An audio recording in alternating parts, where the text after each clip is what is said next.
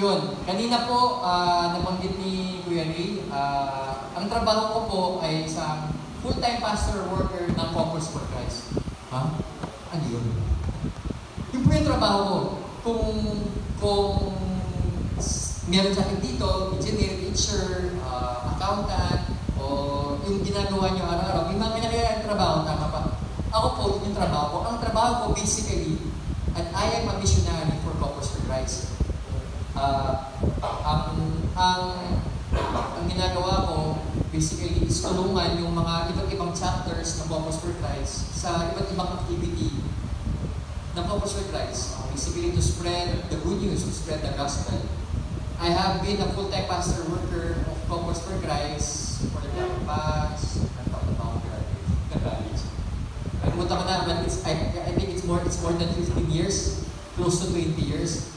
After kong gumraduate na college, nag-volunteer na ako to be a pastor worker for Focus for Christ. Single pa po ako noon, wala pa akong asawa. Doon ko naman nakilala yung asawa ko. Kasi yung asawa ko po, dati rin missionary katulad ko. Taga Pampanga mo, taga Batangas siya. Nagkita kami sa misyon. Naging mag-partner kami sa misyon. After yun, naging mag-partner kami sa service. After yun, hindi ko na pinakawalan. Partner na rin tayo lifetime. So, after some time, we got married. Currently, I used to serve in Youth for Christ. I used to serve in Singles for Christ. Currently, ang assignment ko po, bilang missionary ng Focus for Christ, naka-assign ako sa CFC Americas. So, yun po yung USA, Canada, tapos yung mga Latin America, South America, Mexico, Brazil, yun. Kaya mamaya po, pag binibigay ko yung session, pagpaumahin nyo pag medyo napapastreet ako ng English ha. Kasi pagkausap mo yung mga kapatid natin na nandun sa kabilang side ng mundo, sila marunong Tagalog, kahit kung kasi na Pilipino. Kung, you know, ganun sila magsalita. No? So, kailangan sana yung na mag-English. But anyways, that's where I'm assigned right now. Tapos sa chapter natin dito sa Central C, doon sa chapter namin, sa Sacred Heart, sa C2B, kami ng asawa ko, nag-serve kami bilang unit head. So, yan po ako, yan po ang pamilya ko. At salamat sa Diyos na nabigyan ako ng opportunity na makilala kayo, makasama kayo ngayong gabi.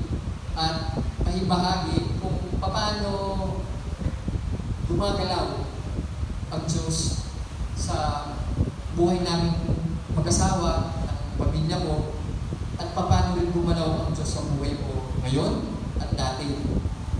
Kasi hindi po ako nakatayo ngayon dito sa harapan niyo kung hindi dahil kung paano gumalaw yung Diyos sa buhay ko. I might not be able to tell you my whole life story, but I hope as I share with you this session, I'll be able to share a bit of my life with you. And I hope that through the stories that I will share, you will be able to see that truly it is only the Lord that we need in our lives and we will have everything. Amen? Sabi po kanina ni Kuya Ray, nirecap niya yung nangyari ng nakarang linggo. Yan, yung session is empowered with the Holy Spirit. Simple lang naman po ang mensahe ng Diyos sa atin noong nakarang Sabado eh. Sabi lang niya, mga anak, meron akong pangako sa inyo na gusto kong ibigay sa inyo at gusto kong matanggap nyo. Kasi kapag ito, tinanggap nyo at nabuhay ko yung nakasama na to, ito yung buhay na ipinangako ko sa inyo. And that is the Holy Spirit. God's desire for us is to be empowered by His Spirit. At kung sabi kanina, nilireview ni Mary, sabi di ba? The Holy Spirit, hindi lang yun yung dove na kapag nangyayari sa mga believer initig. The Holy Spirit is God Himself. At kung maalalahanin natin mga kapatid, anong nangyari nung nakarang Sabado? Di ba pinagdasal tayo ng mga facilitator natin? Anong pinagdasal nila? Maliban dun sa mga sinabi nyo sa kanila. Ang pinagdasal nila is that yung power ng Holy Spirit ay manahan sa atin at i-bless yung buhay natin.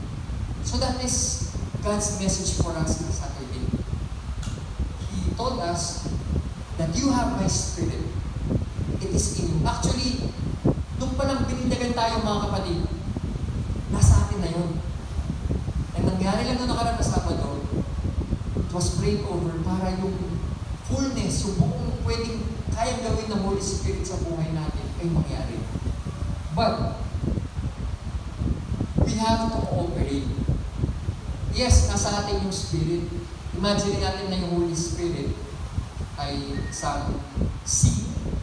Ano sa Tagalog yung seed?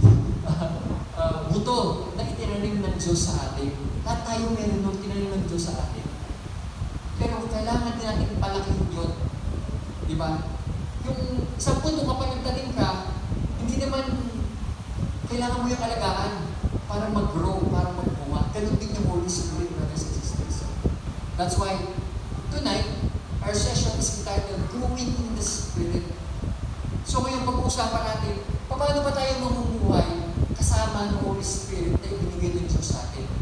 Sabi sa Galatians 5, chapter 5, verse 25, if we live by the Spirit, let us also walk by the Spirit. At ibigay sabihin niya, mga kapatid, kung nananahan sa atin yung banal na Espiritu, kailangan mamuhay din tayo nakasama ito. At kapag namuhay tayo nakasama ito, makikita natin, merong magbabago sa buhay natin. So simulan natin. Meron akong sabi nila, ang buhay daw natin bilang isang Kristiyano ay pwedeng ihalin tulad sa isang gulong. Sino po dito yung mga marunong mag-bike, magmotor? Yeah. O nakakita na ng gulong. O yan. Lahat mo tayo nakakita na ng gulong. So yung gulong, pamilya naman tayo lahat, may mga parts yan. Tama? May mga parts yan. Ang buhay natin bilang Kristiyano, ganun din. So, allow me to share a part ng isang gulong at paano natin yung iyahanin tulad sa buhay natin bilang Kristiyano at anong pwede natin mapulot doon. Una, ang tawag dito yung outer ring o yung gulong. Na-imagine niyo po, yan yung gulong.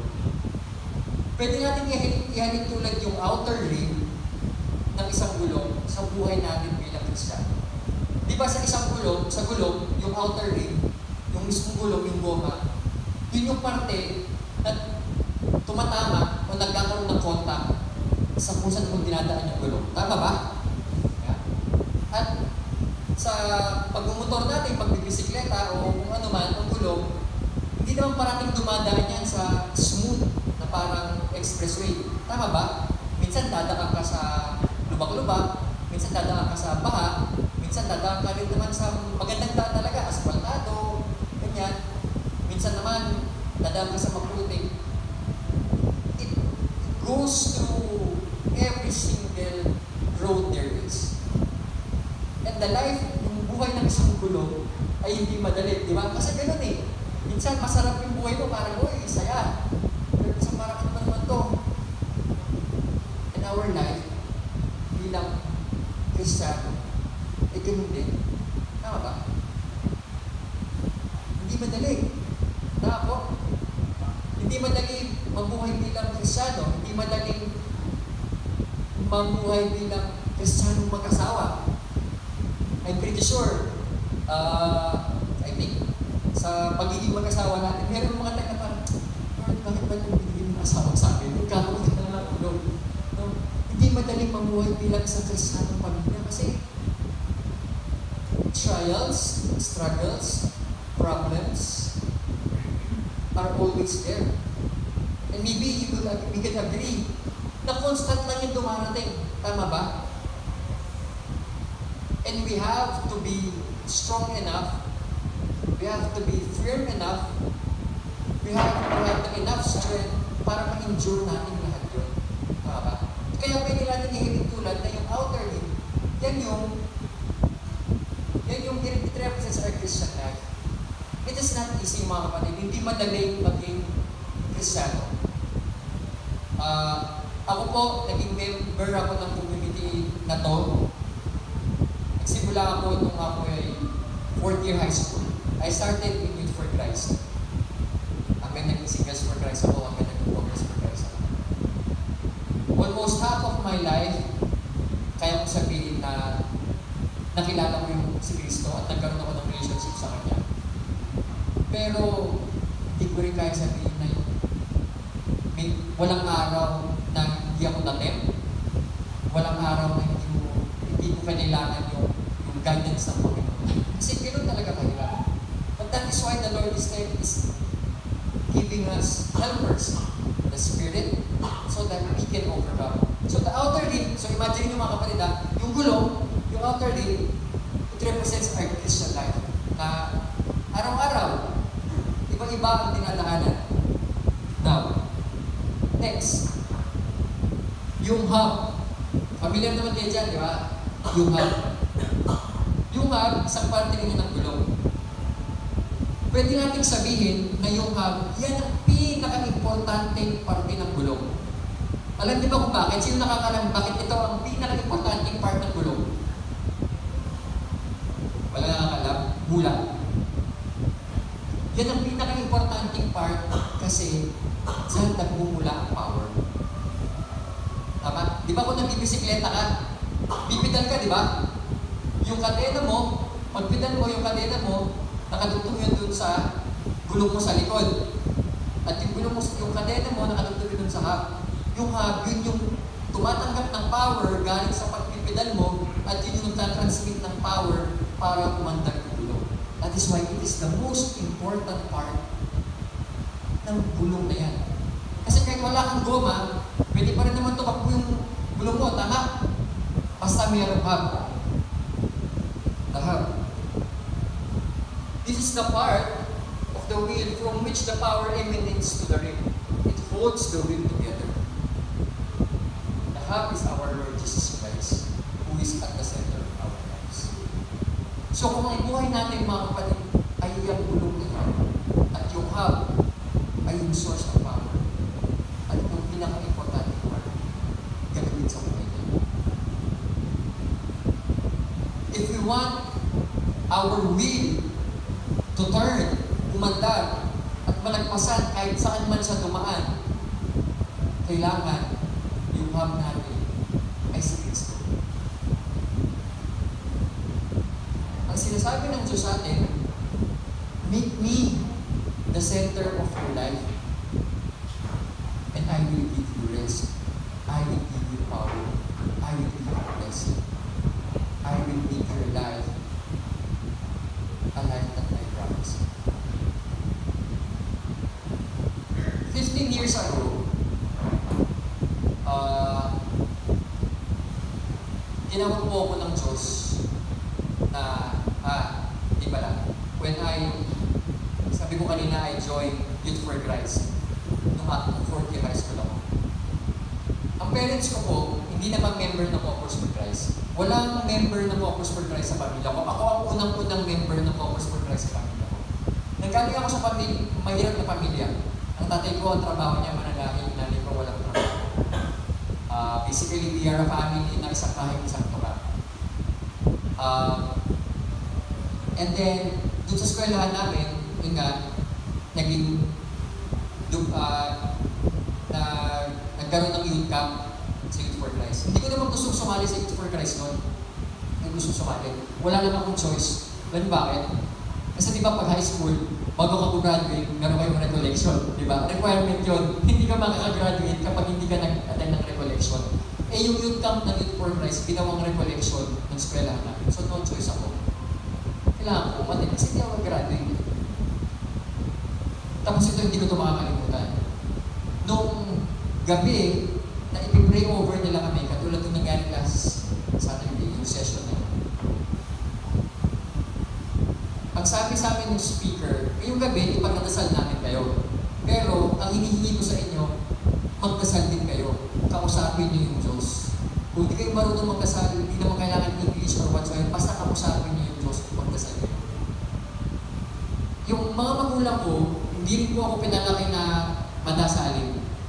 Hindi ako tinuruan ng nanay ko magdasal ng Our Father or kung anong dasal. Natutunan ko lang dasalin nyo kasi requirements sa eskwela. Hindi kami nagsisimba. I did that, grew up. Hindi ako lumaki nakilala ang Diyos. So hindi ako marunong magdasal. Pero nung gabi na yun, nung pinare-over nila ako, alam niyo po kung ano yung dinasal ko? Simple lang yung dinasal ko sa Diyos eh. Sabi ko, Lord, patawarin mo lang ako sa lahat ng kasalanan na gawa ko sa iyo. at ipinapangako ko pagsasimbihan kita habang buhay. Yun lang yung dinasal ko. Kaya siguro ko naging misyonaryo. Kasi, sabi mo pagpatawarin kita, tapos pagsasimbihan ko. And up until this time, brothers and sisters, sobrang proud ko sa decision ko. Hindi ko alam sa ko hinugot ang wisdom, talino, o decision bakit yung dinasal ko.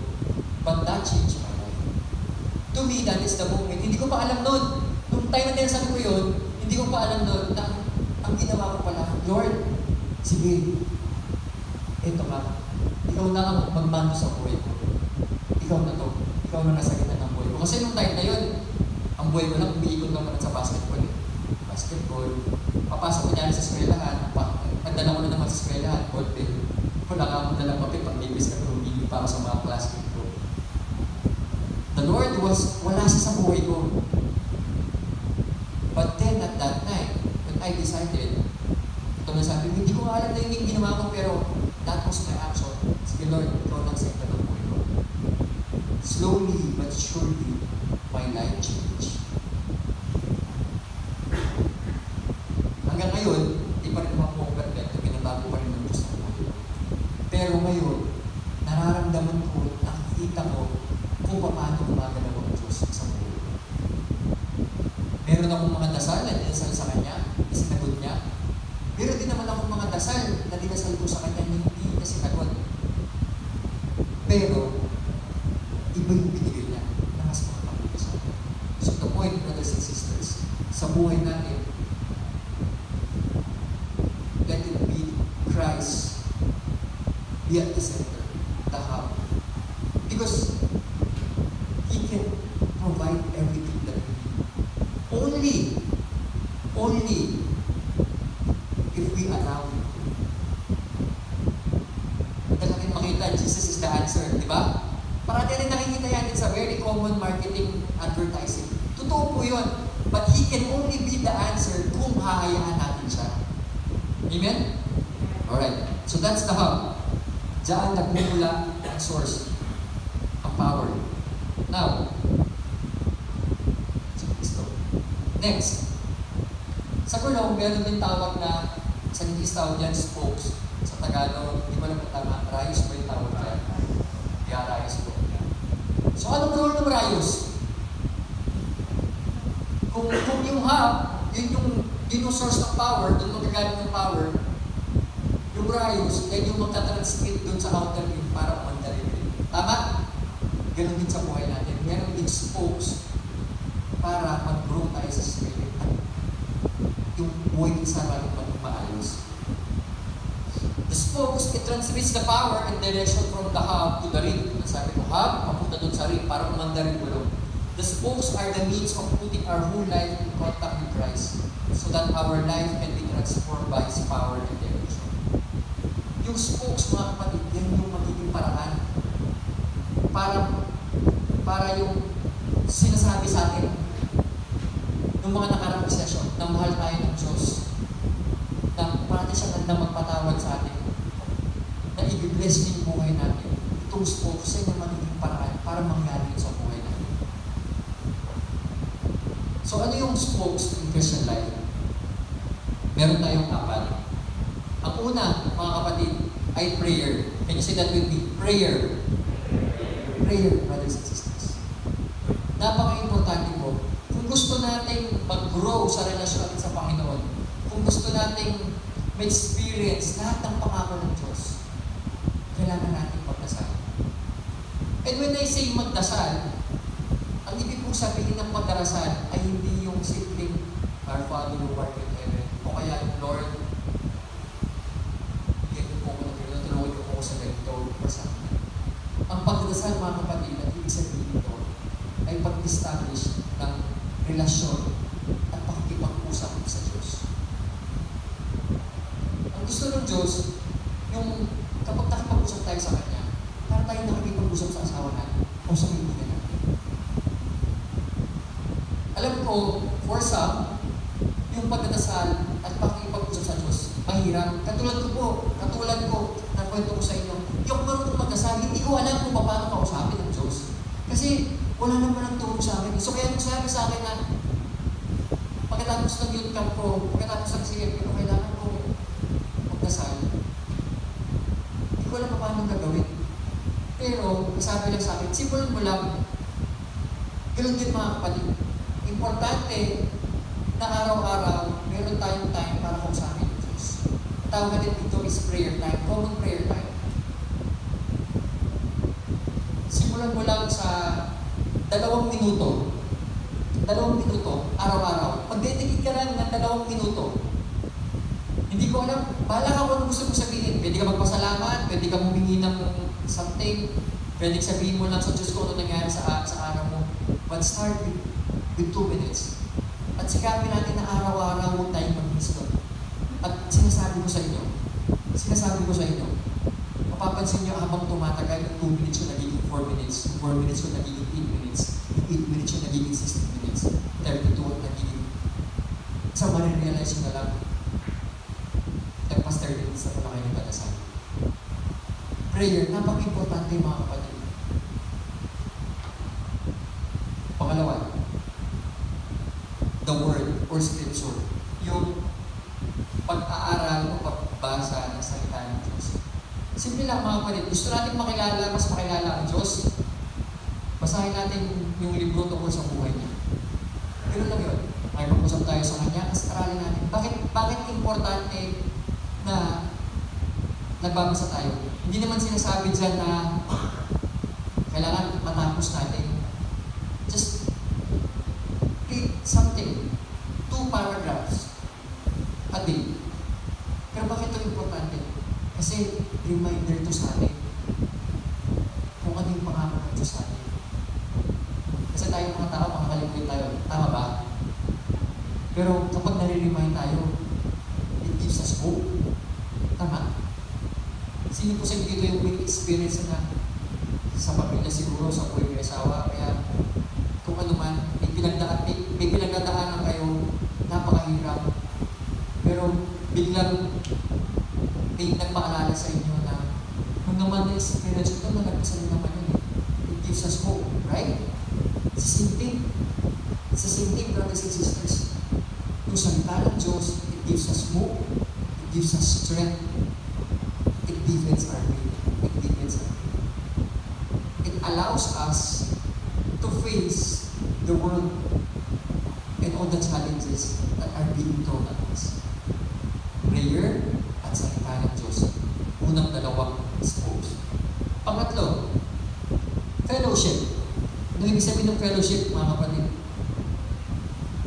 Tinatry kong i-research kung ano ang Tagalog ng fellowship. Baka merong teacher ko dito, education major. Anong Tagalog ng fellowship? What comes to my mind kasi is barkadahan. Pero parang hindi siya magandang term yung barkadahan. What? Fellowship. Pakikipagkapwa-tao, pagsasama-sama. Siguro in other words, we can say brotherhood and sisterhood. Fellowship, brothers and sisters. Fellowship, just like this. Hindi ko alam mga kapatid na participants, kung napapansin niyo kung paano makitungo sa isa't isa yung mga service team natin. Na-notice ko ba kung paano sila makitungo? Nakakatuwa pa silang makita paano sila makitungo sa isa't isa. Uy, na-pressure sa lamit ng oo. No, but fellowship, brothers and sisters. Sa ating buhay Kristiyano, importante yung meron tayong mga kabarkada. Diba? Parang sige, labas na lang muna natin sa buhay Kristiyano, yung normal na buhay natin.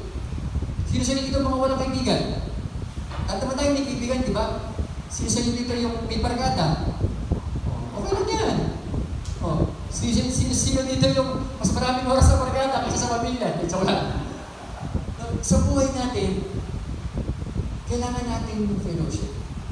Because these people, pag meron tayong tao, support them sa atin. And it's a mutual thing. Binibigyan nila tayo ng suporta, tayo din nakakapagbigay ng suporta sa kanila. Ini-inspire nila tayo din na-inspire tayo sa kanila. Hindi ko po alam kung kaparehas ko kayo. Ako, meron akong mga kaibigan na I call them friends for life. Nakilala ko na lang sila along the way. But I call them friends for life.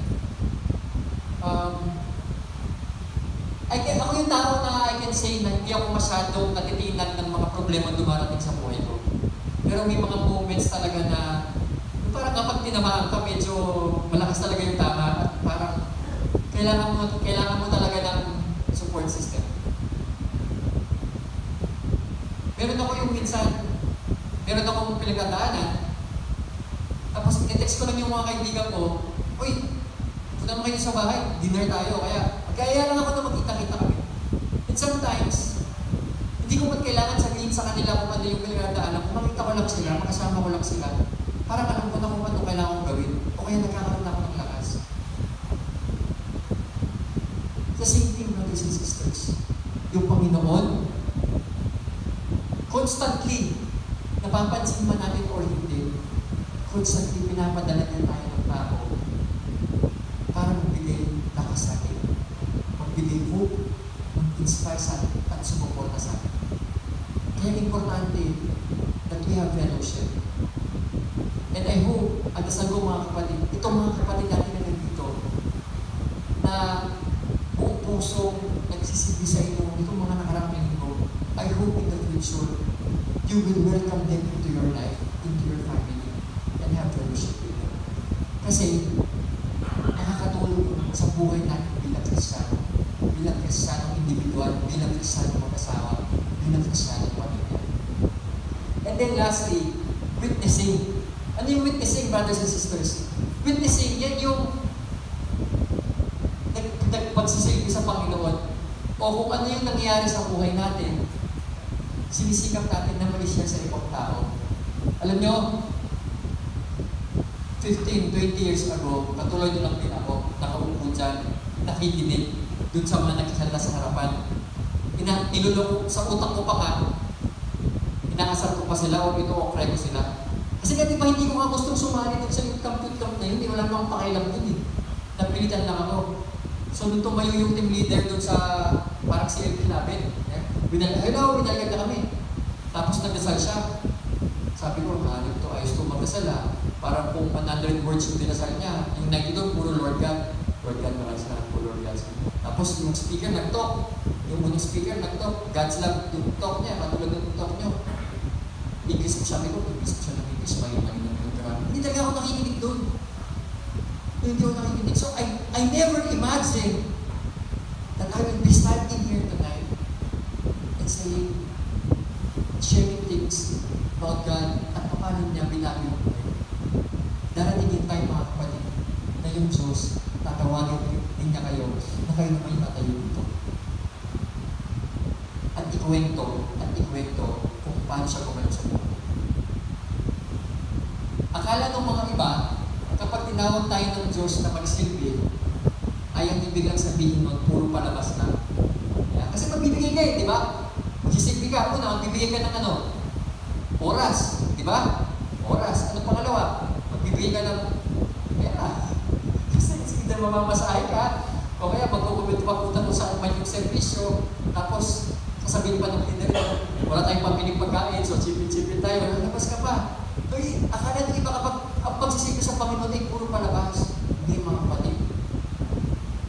Yes, maglalabas ka. Pero sinusigurado ko sa iyo, kung 10 ang ilalabas mo, ang ibabalik sa iyo ng Diyos, 100. Hindi ko alam kung ano exactly yun.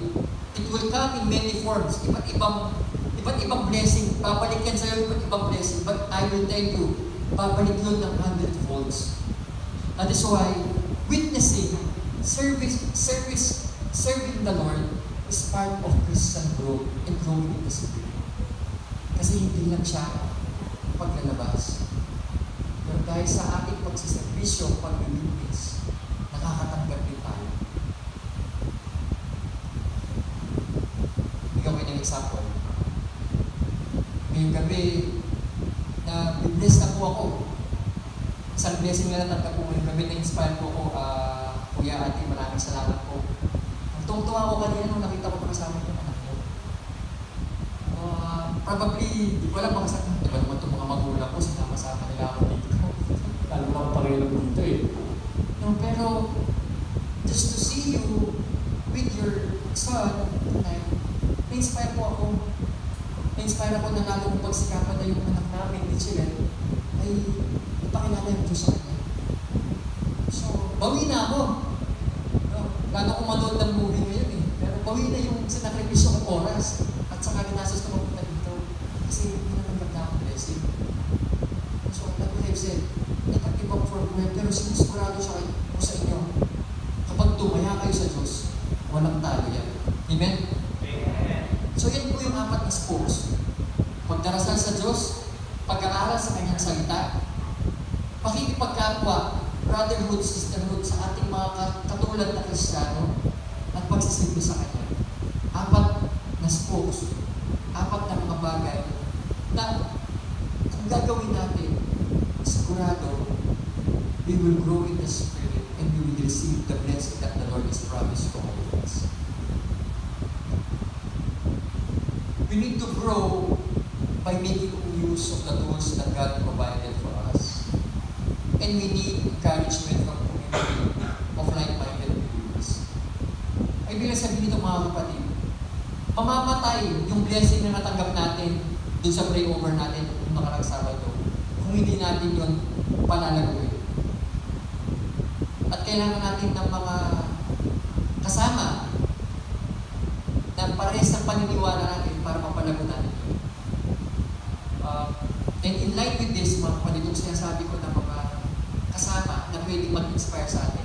Bago po ako magpatuloy, gusto ko tumawag ng isa sa mga service team natin na ikukwento lang nila sa inyo ng maikli kung paano nagbago or nag-bless ang buhay nila bilang mag-asawa at bilang pamilya simula nung naging member sila ng Focus for Christ. Teka lang po, hindi na mo lang yung phobia ko.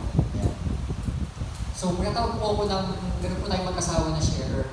Nung married sila since December 2014, so 10 years na po silang kasal. No, pero, tama ba? Nag-civil marriage po sila ng 11 years. So basically, 21 years. Tama po? No? Tama, no? Galing. Meron sila 3 anak, 2 babae, 1 lalaki. Nag-graduate sila sa CLP noong 2022. So 2 taon na sila sa CLP. So yung sinasabi ko, no, yung may experience na sila. No, si brother, nagtatrabaho sa isang logistics company sa Parañaque City. Tapos si sister ay isang teacher, special education teacher sa Las Piñas. So mga kapatid, welcome natin ang ating kapatid na si Brother Enes and Sister Shelo.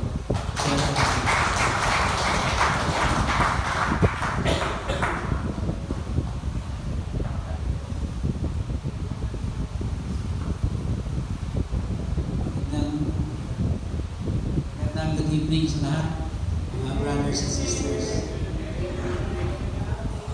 Ini-emphasize kasi ni brother na maikli kami. So, talaga, iklian lang natin mga 5 minutes and 2 hours.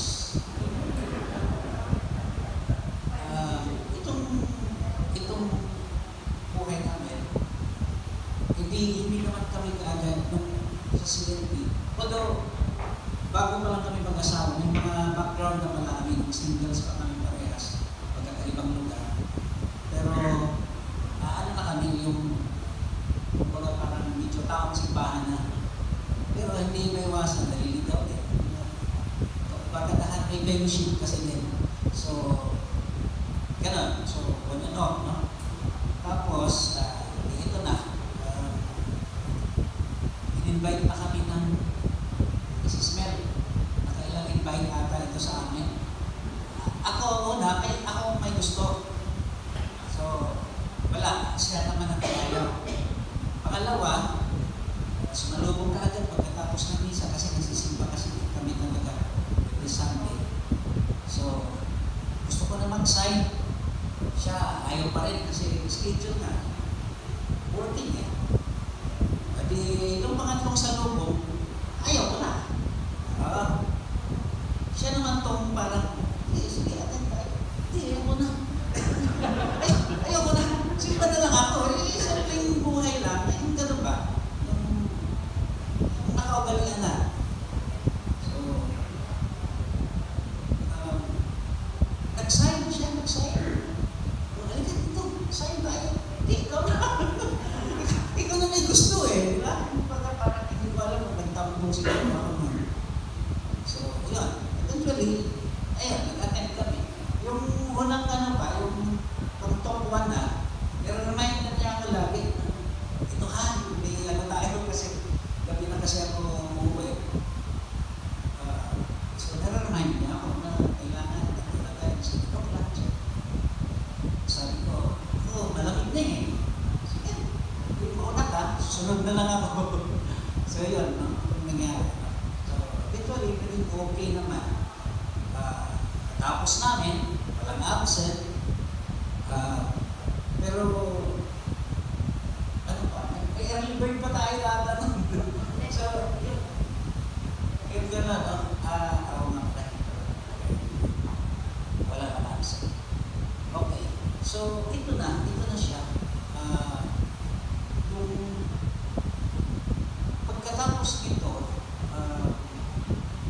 kahit may mga religious background na kasi hindi ako nag-implement kami Bible study. Pero iba yung growing in the spirit. So bagay totoo naman yung sa binyang pala nandiyan ang Holy Spirit. Pero nalaman natin yun, hindi mo sa araw ng binyang.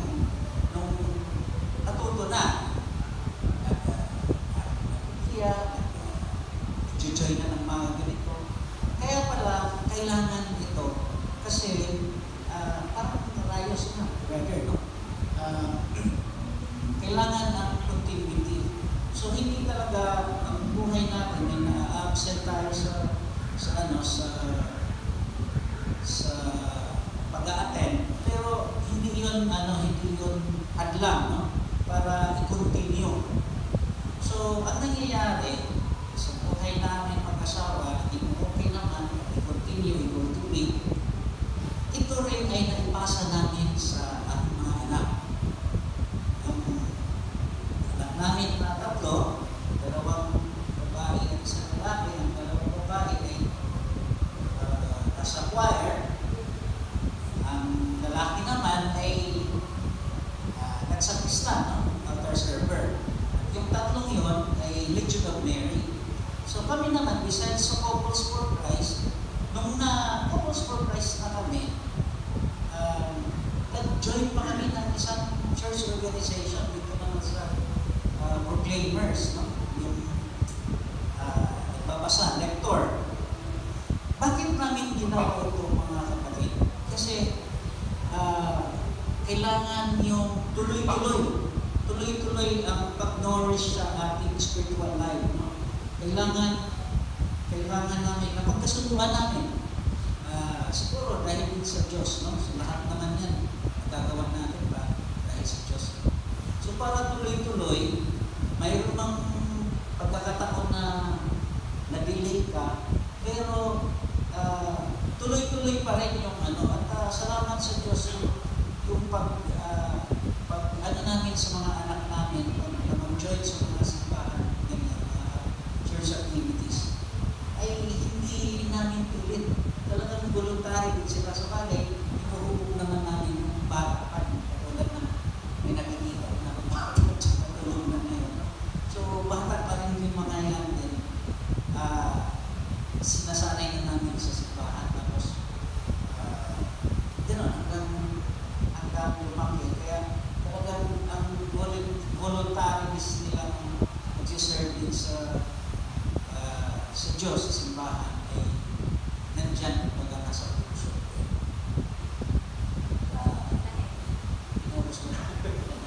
Okay, so siguro hanggang doon na lang muna.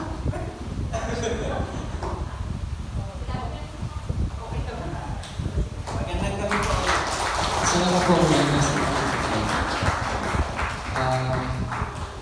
siguro kung gusto niyo po ng continuation ng kwento nila, tanongin niyo lang mamaya habang kumakain sa kanya isip ko balik. Pero, tama sila kuya at si ate. Yung continuity. Importante po yun.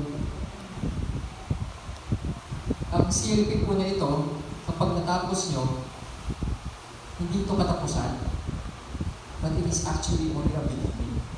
Simula po ito. Ganun po natin tignan kung ano man yung inyong experience, ang inyong experience dito sa CLB na to. Ganun po natin tignan. Na kapag natapos dito, hindi ito yung tapos na. Pero ito yung simula. Simula ng ano? Simula ng mas malalim na relasyon sa Panginoon.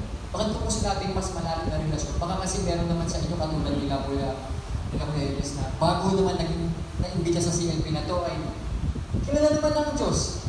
Di ba? Pero meron din naman mga katulad ko na talagang wala ang Diyos sa buhay ko. But pagkatapos ng CLP na to, ito yung simula ng mas malalim na relasyon natin sa Diyos. At ano yung magiging effect ng relasyon na yun kapag binagyaman po natin? Makikita nyo kung paano mas gumalaw ang Diyos sa buhay. Ba't ko sinasabi mas makita nyo? Kasi naniniwala ako, whether magdasal tayo o hindi, alalahanan o hindi ang Diyos, hindi naman tayo pinapabayaan ng Diyos. Tama ba? Ganun kabait ang Diyos. Ganun na tayo kamahal. Kahit wala siya sa ating buhay, hindi tayo pinapabayaan. What more? What more? Kapag sinimula natin na mamuhay na kasama siya. Make sense? So katulad po nila Kuya Enes, Ate Shelo, ako at asawa ko at mga kapatid natin dito, after po ng CLP namin, we decided to be active in Corpus for Christ. At the end of the day, mga kapatid, decision nyo naman yan. Sa totoo lang, kami naman na service team, yung umatel lang kayo dito, masaya na kami. Kasi ang unang objective lang naman namin, ma-share namin sa inyo yung mabuting balita, yung salita ng Diyos. Kung mag-join kayo at mag-active at mag-serve kasama katulad nila, plus na po yun, blessing na yun, at decision na po yun. Pero sinasabi rin po namin na iniimbitahan talaga natin kayo na sama-sama tayo, ipagpatuloy natin kung ano ang nasimula ng Diyos sa mga buhay natin through the CLP. So, hayaan niyo po ako na mabilis lang ikwento, ano po yung Corpus for Christ? Para mas makilala natin kung ano po yung Corpus for Christ. Ito yung statement of vision ng Corpus for Christ. Ano po ibig sabihin ng statement of vision? Meaning, ito yung pangarap ng Corpus for Christ. Ito yung, ano yun? Bakit ka bumabangod? No? Pwede ba natin basahin sabay-sabay? Statement of vision. Families in the Holy Spirit, renewing the face of the earth. Moved by the Holy Spirit, one with the Catholic Church, blessed to witness to Christ's love and service. Corpus for Christ is a united global community of family evangelizers that sets the world on fire with the fullness of God's transforming love. Yan ang pangarap ng Diyos through Corpus for Christ, brothers and sisters.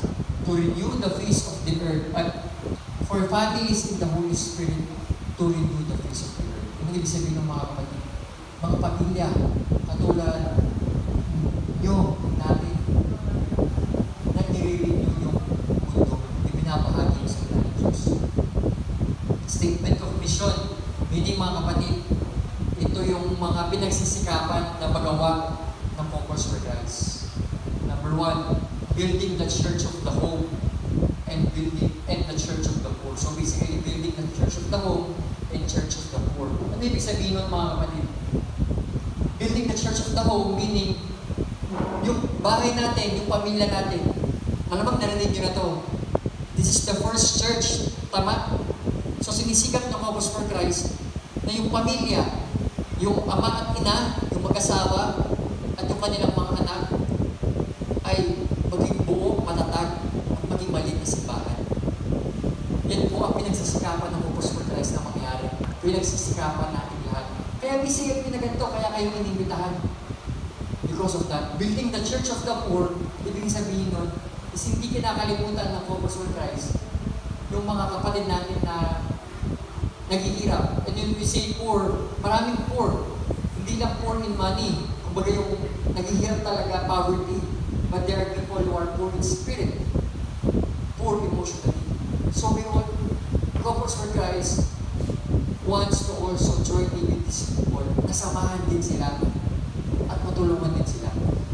The statement of mission says, we are Couples for Christ. We are committed to live in God's righteousness and holiness, evangelizing people through a life of love and service.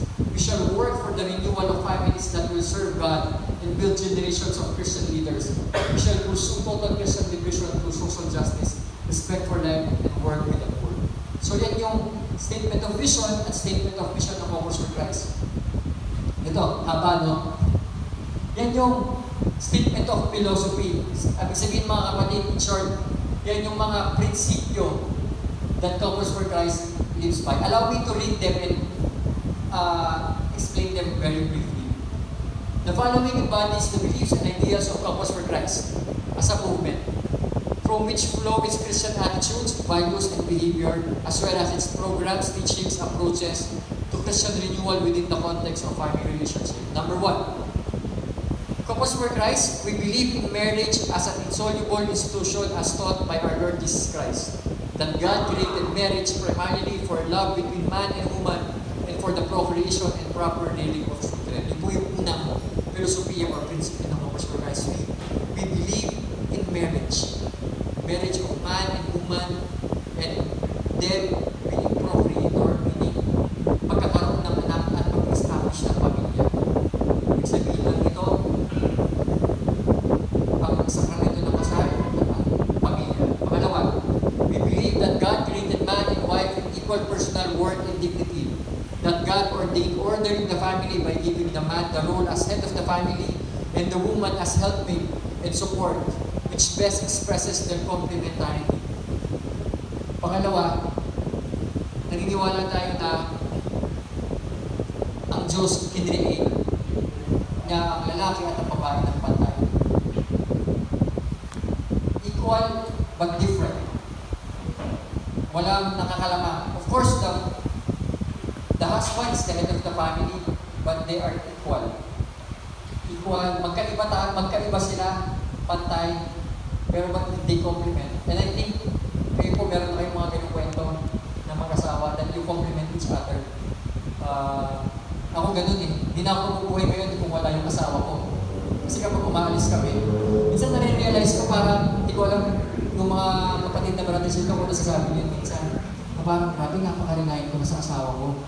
Recently lang, galing po kami, may family trip kami, kakabalik lang namin.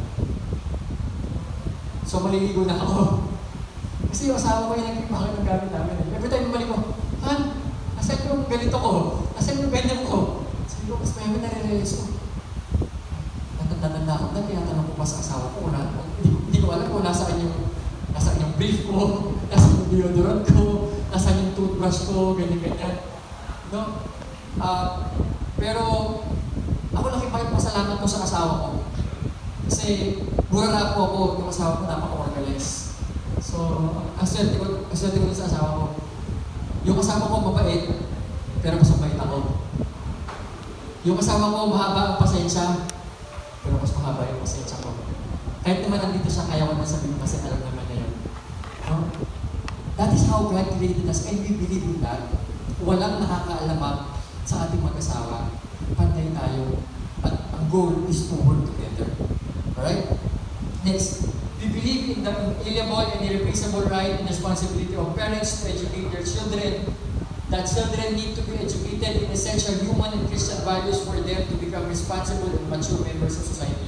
Ibig sabihin niya mga kapatid, naniniwala ako Couples for Christ na tayong mga magulang, tayo ay may responsibilidad sa ating mga anak, not only to educate them with facts of the world, but to educate them about the Lord.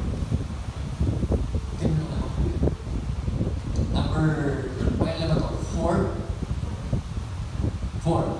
We believe that the family is practicing the gospel message, shares the life and mission of the church through prayers, evangelization, and service to men. We uphold and defend the rights of the family as proclaimed in the chapter of family rights, Familiares Consortium. Ang ibig sabihin niya mga kapatid, na bilang community, Couples for Christ, naniniwala tayo na ang pamilya, katulad na sabi ko kanina, is the pamilya na nagdadasal, pamilya na ibinabahagi din ang mabuting balita, pamilya na nagmimisyon para sa Diyos, pamilya na nagsisilbi. And lastly, we believe that Christian family renewal can best be achieved by inviting Jesus to be the Lord of our homes and by allowing the power of the Holy Spirit to lead our family lives and through the full use of all charismatic gifts at our disposal. Sabihin niya mga kapatid, bilang mag-asawa, bilang isang Kristiyanong pamilya, hinahayaan natin at sinisikap natin na ang Diyos ay manahan sa ating pamilya, sa ating bahay, at sa hari ng ating bahay. Yun lang naman. So yan yung philosophy, prinsipyo ng Apostle Christ, brothers and sisters. After ng session na to, I believe bibigyan kayo ng handouts ng video. I suggest pag-uwi niyo ng bahay the next days, subukan yung basahin ulit, pag nilinilayan, and see kung para sa inyo ba yun, itong mga to. Okay? Focus for Christ allows us to grow our life in the Holy Spirit. Katulad po ng sinasabi na share yung sharer natin. Through Focus for Christ, it will allow you to grow in the Holy Spirit, ang pamilya natin. Yung regalo na natanggap natin sa Diyos, mula sa Holy Spirit, through Focus for Christ, pwede natin pagyamanin yun kung ipagpapatuloy lang natin. Katulad sa akin ko kanina, ang goal ay yung pagpatuloy natin. In Focus for Christ, our mission is to strengthen family life. Yan po ang ultimate goal ng Focus for Christ. To share the gospel in the hopes to strengthen the family life. Na hindi lang, ngayon pa lang sinasabi ko po, na hindi lang tayong mag-asawa ang mabibless sa Focus for Christ. Pero yung mga anak natin, kasama yung mga anak natin. Sa mga darating na panahon, meron tayong mga activities na kasama yung mga anak natin. Ako po i-inspire ko kayo na sikapin natin na isama yung mga anak natin sa mga activities sa Focus for Christ.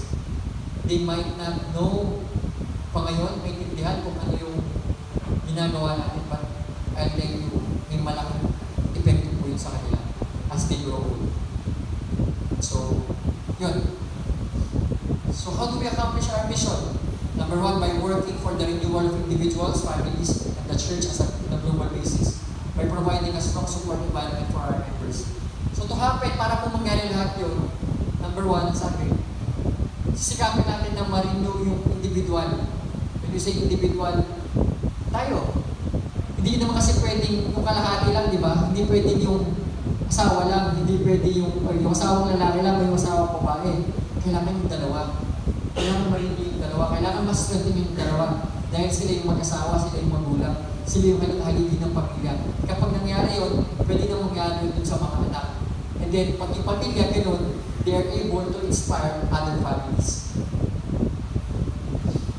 So, sa Focus for Christ, mga kapatid, how do we support each other? Simple lang ang sagot dyan. We support each other by our committed relationship. Ano ibig sabihin niyan, mga kapatid? Dito sa Focus for Christ, meron tayong covenant sa isa't isa. As you finish this CLP, mga kapatid, in the future, itong mga kapatid natin, yung mga service team natin, mga ate kuya natin dito sa Focus for Christ,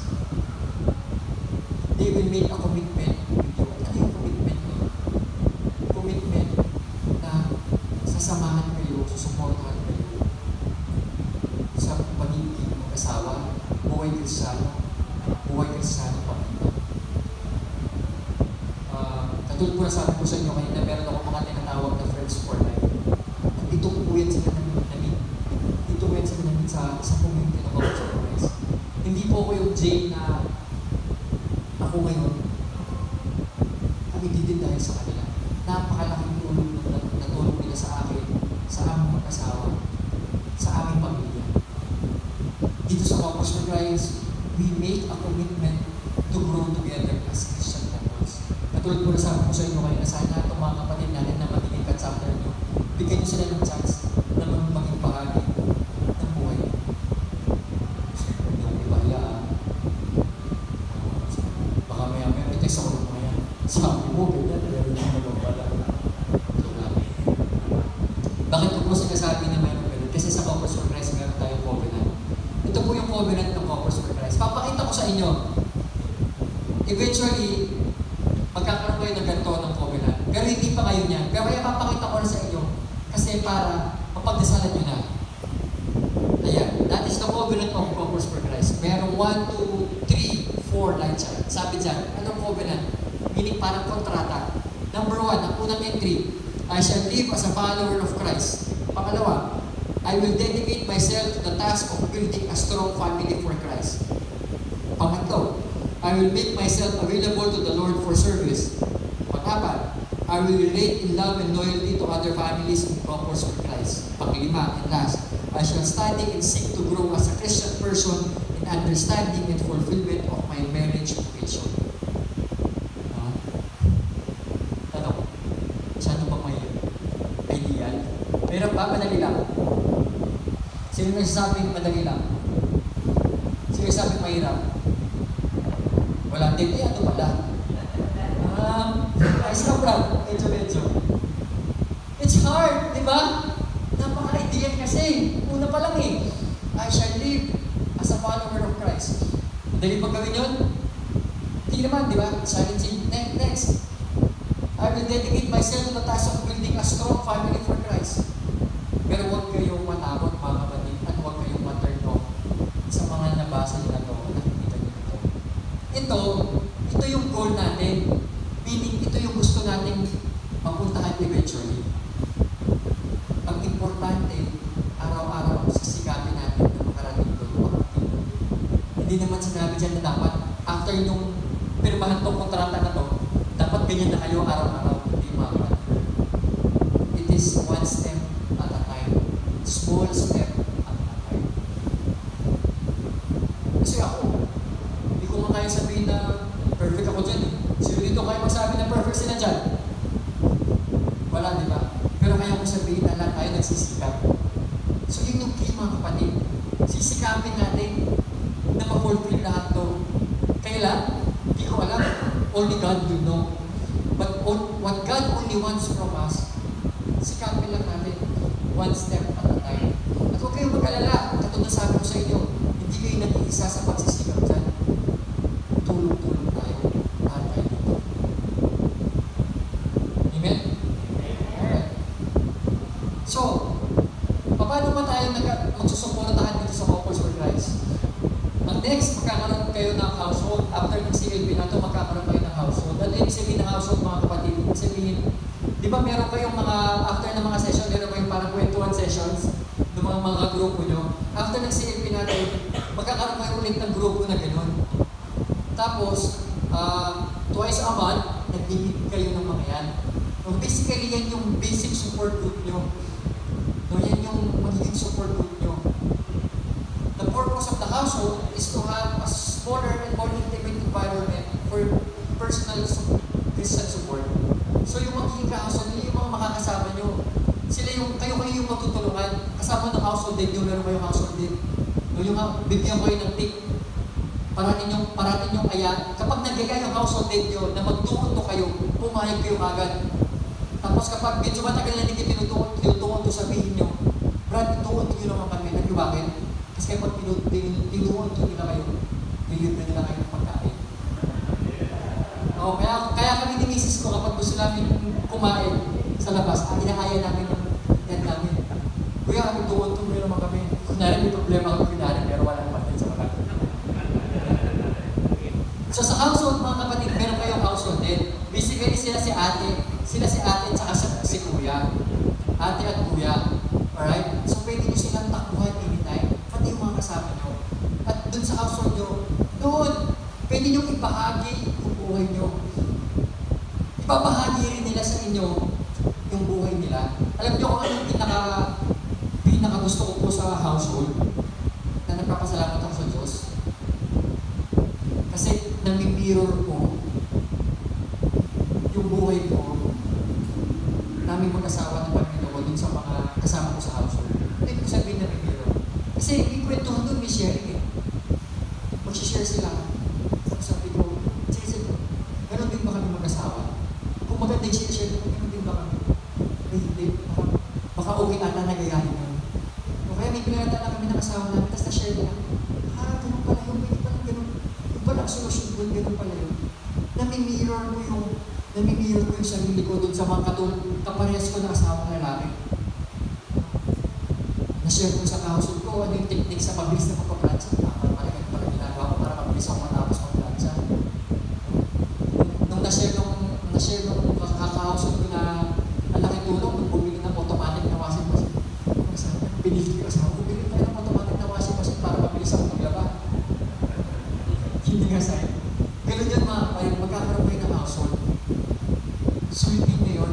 Yun yung mga magiging chokaran nyo, yung mga magiging kapatid nyo. And I tell you, if you open up yourselves to them, again, blessing, you will receive blessings. Kala mo lang may bibili ka, pero yung manatanggap nyo mula doon, napakaganda. So household. So pag nag-household kayo, para lang ma-ready kayo, ito ang mangyayari, number 1. May prayer and worship, katulad ng ginawa natin kanina ng simula. Pagpapagpuri sa Diyos, sa pamamagitan ng pagkanta at pagdarasal, sama-sama kayo magdadasal. At sa pagdadasal na yun, maririnig yung dasal ng mga isa't isa. At anong blessing doon mga kapatid? I encourage you kapag nagdasal, kung meron kayo dasal, sabihin nyo, i-vocalize nyo yung prayer nyo, parinig nyo sa mga kahousehold nyo. Anong blessing doon? Bakit? Anong blessing doon? Ang blessing doon kasi, kapag narinig nila, ipagdadasal nila. So hindi na lang kayo ngayon ng mag-asawa nagdadasal para doon. Meron na rin kayong mga 4-5 mag-asawa, pamilya, na nagdadasal para sa inyo. Ganon din. Kapag narinig nyo yung dasal ng mga kahousehold nyo, ipagdasal nyo rin sila. May blessing doon mga kapatid. Pangalawa, may time for sharing and discussion, katulad na nabanggit ko kanina. And of course, may time for fellowship with yung para ma-strengthen yung pagkasasama-sama natin. Okay? And then, meron din tayong ongoing teaching and formation. So, aside sa mga household, mga kapatid, iimbitahan kayo ng team leader natin at sila Tito Mario sa mga iba't ibang formation na meron yung Commerce for Christ. When we say formation, mga teaching yun, mga talks. Meron tayong mga talks about pagsarili, meron yung pang-asawa, meron yung pang-pamilya. So lahat meron yan para matulungan talaga tayo na maging matatag ang ating buhay ng asawa at buhay pamilya. So in your first year, ito yung mga i-expect nyo. After 3 months, magkakaroon kayo ng covenant orientation. After 6 months, may marriage engagement retreat. After at the end of the year, may evangelization training. Hindi ko na-explain masyado yan kasi eventually explain naman nila sa yan. Pero yan yun. Katulad sabi kanina, tuloy-tuloy yan. So, ipagpatuloy lang natin. Maganda rin kung share nila kuya at sa kanya ate kanina na sabi nila, minsan may mga moment na maaaring hindi tayo makaka-attend, di ba? May something. Pero huwag kayo magpanghinaan ng loob. Okay lang yun. Kung hindi kayo maka-attend minsan sa isang household o sa isang assembly, okay lang yun. Sigapin nyo lang yung susunod, maka-attend kayo. Ang hindi na okay kapag susunod na hindi kayo maka-attend.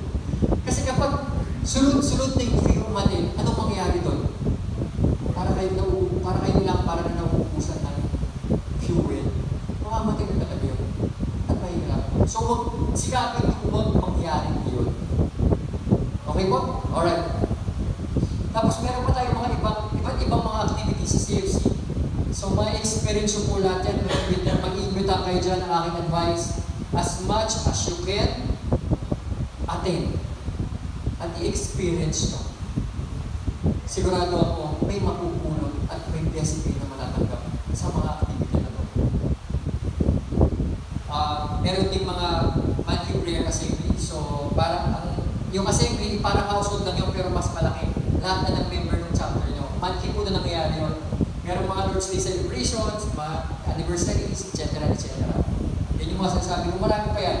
Just, abangan nyo lang kung ano yung mga invitation na ipapadala sa inyo. So, brothers and sisters, as we see the deterioration of Christian values and family life all around us in all parts of the world, we are also seeing God's loving and protective hand trying to restore the Christian family back to His original plan. Sabi ko kanina, kahit na kinakalimutan natin ang Diyos, hindi tayo kinakalimutan, and He always finds a way to bring us back. And I consider my story as one of that. Tulad na sabi ko sa inyo kanina, sabi dito, sa buong mundo, maraming pamilya na nawawala na sa Panginoon. And I consider my family, yung pamilyang pinagalingan ko, nakasama dun sa mga, wala na. Sabi ko nga sa inyo, hindi, wala. I grew up not knowing about the Lord. Pamilya ko ganun. But the Lord made a way for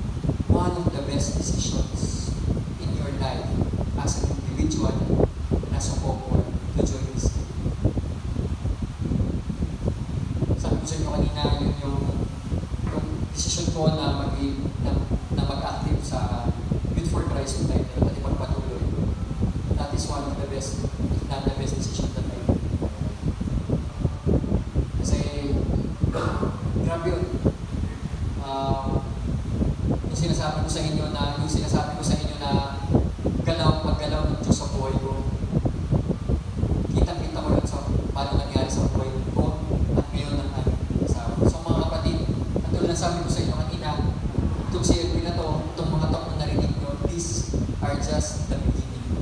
Simula lang po ito. Kaya naman, sa aking pagtatapos, I will just finish with this. We are inviting you to be part of Focus for Christ. At ang hirit ko lang sa inyo mga kapatid, subukan nyo lang. Subukan nyo lang. Give it a try. Give it a try. Subukan nyo lang. Subukan nyo lang yung Diyos. Ako, yung mga kapatid nila dito, tumaya sa Diyos. Hindi pa naman kami natatalo. Meron naman natalo? Wala pa naman. Tanong niyo sila. So, next week, brothers and sisters, isang class na kembot na lang. So, sana bumalik kayo. And then afterward, sana sa susunod na mga activity ng Focus for Christ, magkapit-bahay lang naman tayo. Sa susunod na magkaroon ng mas malaking gathering, I really do hope and pray na magkita-kita tayo ulit. Mahina po ako sa pakalan at medyo mahina rin ako sa pagnasa mukha. So kung magkakita tayo sa mga activity ng Focus for Christ, remind niyo po ako. Para kapag di po ako namamansin, kay Brother Jay, ako yung pag-isipan ko sa ganito, ganyan. Kasi minsan marami po ako na-experience na gano'n.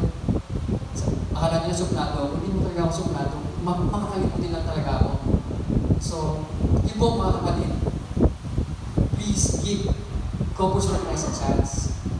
Give the Lord a chance to work in your life. Amen. To end, dahil na-bless po ko ngayong gabi sa pagsama sa inyo, allow me to end this session by saying a prayer for all of you. Okay na po ba yun? Okay na po ba yun? Magkasal ko ano? Let's come before the Lord. In the Father, the Son, the Holy Spirit. Amen. Lord, Heavenly Father, we praise and thank you, O God, tonight for allowing us to have this here. We praise and thank you, Lord, sa mga salita niyo po na binahagi sa amin ngayong gabi. Salamat sa inyong banal na Espiritu. Salamat sa inyong mensahe. Salamat, Panginoon, sa mga aming na-realize ngayong gabi. Lord, personally, napapasalamat po ako sa mga kapatid ko na nandito ngayon na umatin ng siril na ito. Lord, salamat sa kanilang willingness para mas makilala ka. Sa pagtatapos po namin ngayong gabi, gusto ko po silang itaas sa inyo. Una-una, Panginoon, may you give them the courage to strength and the decision to come back next week and finish what you started. I also ask and pray, O Lord, that may you grant them the grace to grow the Spirit that you have blessed upon them. Allow them, Lord, to experience the power of the Holy Spirit. Bless them, Lord, with your grace and allow them to live with the Spirit. I also pray, O God, sa kanilang mga pamilya, sa kanilang mga anak, patuloy niyo po sana silang pasasan ng inyong grasya. Patuloy niyo po silang bigyan ng kalakasan para itayo at itaguloy ang kanilang pamilya at ilapit ang kanilang buong pamilya sa inyo. Ipagsaluhin po, Panginoon, ang kanilang pagiging mag-asawa. Lord, alam po namin lahat na minsan napaka-challenging ng pagiging mag-asawa. But Lord, we ask and pray that may you continue to help these couples to make you the center of their married life. Grant them the love that only comes from you. A love that is unconditional. A love that is always giving and free, understanding and patience. Lord, I also pray for their source of livelihood, sa kanilang mga trabaho, business, careers, Panginoon. Patuloy niyo po sana silang bigyan ng magandang kabuhayan. Patuloy niyo po sana silang bigyan ng lakas at puspusan ng katanginuhan ng galing para magawa nila ng maayos ang kanilang mga trabaho na ipinagkaloob po sa kanila. And Lord, sa lahat po ng kanilang mga dinadasal na hindi po namin alam po namin, Panginoon, na alam niyo po yun. Panginoon, kung ito po ay naayon sa inyong plano, naway mangyari po ito. Kung hindi naman, gabayin niyo sila, Panginoon, sa inyong plano dahil alam po namin na inyong plano ay yung pinakamagandang nakakabuti sa amin. Lahat po ng itong Panginoon, hinihingi namin sa pamamagitan ng ating Panginoon Hesus Kristo magpasawalang hanggan. Amen. In the Father, Son, the Holy Spirit. Amen. Good evening, brothers and sisters. God bless you.